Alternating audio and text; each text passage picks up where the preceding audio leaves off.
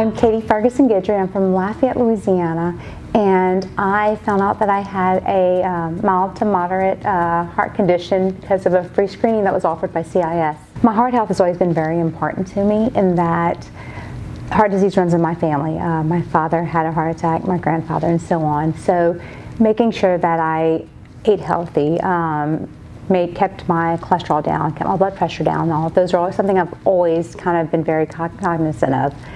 And turning 40, I realized it was time for me to start getting some foundational scores. I was having no problems, still am having no problems, and yet there was free screening that was offered, so I was like, oh, it's free to go in. It took like less than 30 minutes, and everything came back great. And so fortunately I was talking to the nurse practitioner at the time, and she was a very astute lady, and realized that, okay, well, I had a little bit of history there, let's go ahead and get a calcium score. And again, that came back great. I had a 0, which means I had like no blockage. But the calcium score showed that, this calcium scan rather, showed that I potentially had an enlarged aorta, and they wanted me to go ahead and get that looked at, which was news to me. And so through a course of several tests later and a cardiologist visit and all, I do in fact have an enlarged aorta and a moderate to severe leaky valve.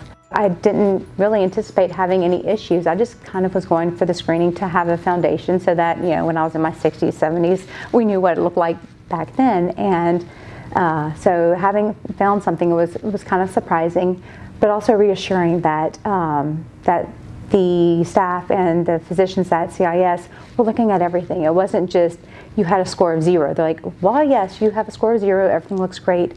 We see this potential issue. And so that was definitely reassuring to me. And also being able to speak with a cardiologist, not having to continually go through different staff members and eventually see the doctor. I was able to get in with Dr. Ingraldi relatively quickly. So that was, it made my husband and I feel much better about the situation. For the last 12 years, I've been a full-time caregiver. My husband was in a catastrophic accident 12 years ago, and that time our world shifted.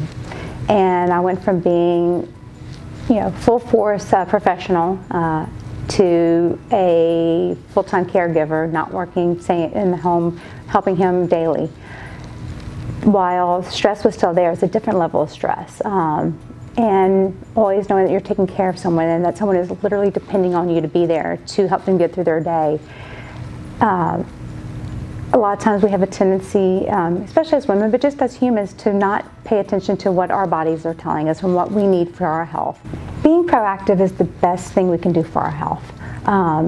Either making sure that it doesn't happen, or if something is inevitable, at least you know about it early and you can actually take measures at that point to take care of it. Being 40, a lot of my friends are in various roles in their lives, but one thing is in common is that we all are, for the most part, taking care of somebody, but that also means that we don't take care of ourselves. And that is something that I would love to impress upon everyone, is that it is true, you have to take care of yourself before you can take care of someone else. Now is the time to have your heart screened. Make sure it's strong, make sure it's healthy. Do it for yourself. Do it for those you care for. Do it for those who care for you.